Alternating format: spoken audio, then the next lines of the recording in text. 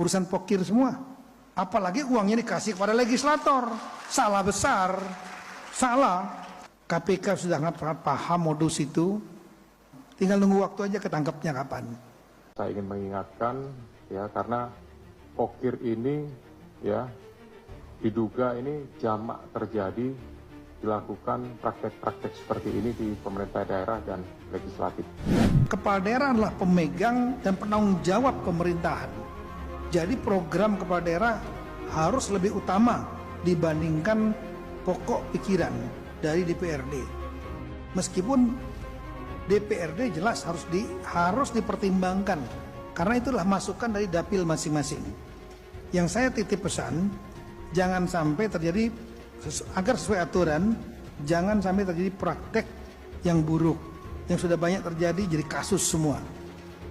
Sumatera Utara semuanya masuk PRD-nya, Jambi semua masuk, Jawa Timur kemarin 3 tahun lalu sebagian besar masuk pimpinannya dan anggotanya. Kenapa? Urusan pokir semua. Pokirnya kemudian harus masuk, bukan di dapilnya, di dapil yang lain. Cuma karena vendornya dia titip. Setelah itu diambil di depan.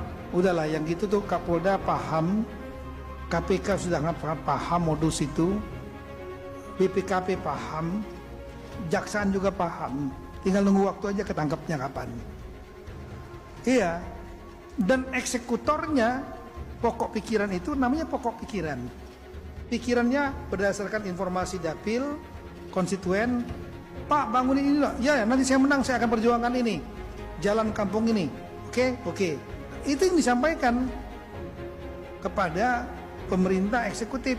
Pemerintah eksekutif akan memasukkan dalam program. Yang mengeksekusinya tetap adalah eksekutif. Eksekutor, bukan legislator. Apalagi uangnya dikasih kepada legislator.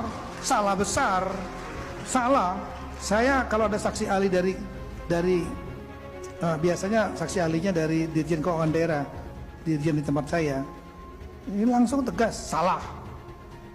Jadi saksi ahli di Sumatera Utara, di Jambi, salah. Legislatif tidak boleh mengelola anggaran, kecuali anggaran yang memang untuk kepentingan legislatif. Proyek semuanya di situ, oleh eksekutif. Saya ingin mengingatkan ya, karena pokir ini ya diduga ini jamak terjadi, dilakukan praktek-praktek seperti ini di pemerintah daerah dan legislatif. Mudah-mudahan setelah adanya pengungkapan di OKU ini tidak ada lagi permasalahan dan kasus yang sama terjadi di tempat lain. Ini bisa menjadi sebuah pembelajaran ya, dan bisa menimbulkan efek jera bagi seluruh pihak.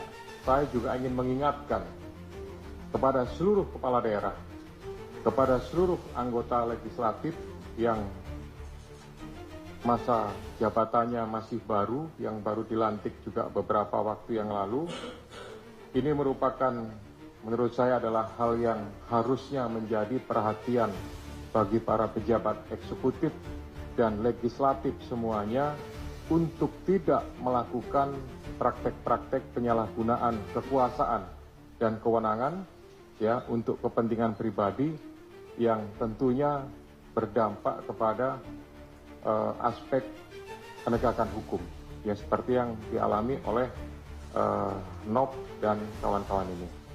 Kami berharap bahwa seluruh kepala daerah kemudian anggota legislatif ya tetap menjaga integritasnya, tidak memanfaatkan kepentingan dengan melakukan perubahan-perubahan